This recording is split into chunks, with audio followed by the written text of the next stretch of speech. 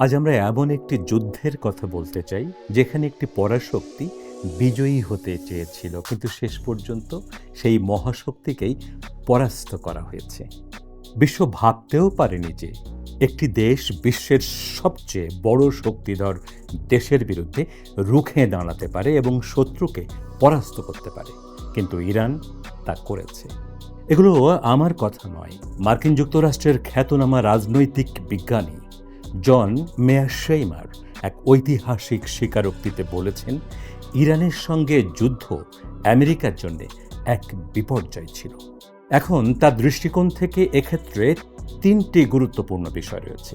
প্রথমত, আমেরিকার প্রতি আস্থায় সবচেয়ে বড় আঘাত।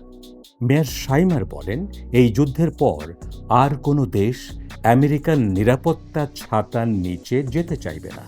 উপসাগরীয় দেশগুলো নিজের চোখে দেখেছে যে আমেরিকা তার মিত্রদের ইরানের মোকাবেলায় রক্ষা করতে সক্ষম নয়। ইরান প্রমাণ করেছে যে তারা এই অঞ্চলের প্রধান শক্তি এবং হরমুজ প্রণালীর উপর নিয়ন্ত্রণ প্রতিষ্ঠা করেছে তারা। এর অর্থ কি?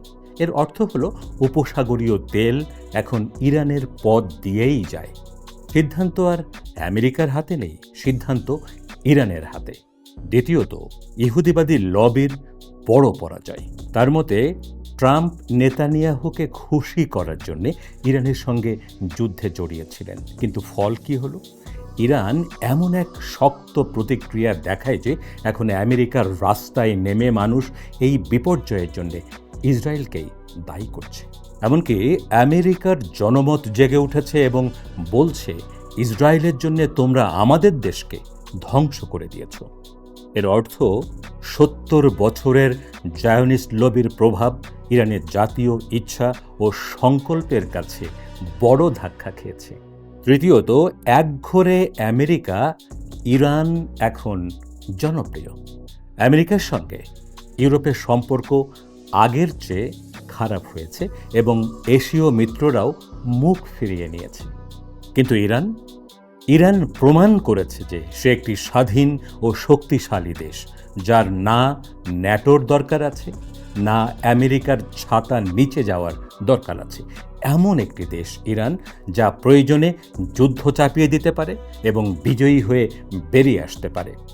বিশ্বজুড়ে মানুষ ইরানিদের প্রতি ভালোবাসা, বন্ধুত্ব ও সহযোগিতার বার্তা পাঠাচ্ছে। এই মার্কিন অধ্যাপকের দৃষ্টিতে চূড়ান্ত ফলাফলটা কি? তা হলো আমেরিকা যুদ্ধে হেরেছে, ইরান ইতিহাস গড়েছে।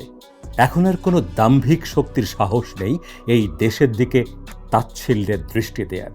ইরান প্রমাণ করেছে এই অঞ্চলের প্রকৃত শক্তি ওয়াশিংটন থেকে নয়, বরং তেহরানের ইচ্ছা শক্তি থেকেই বেরিয়ে আসে।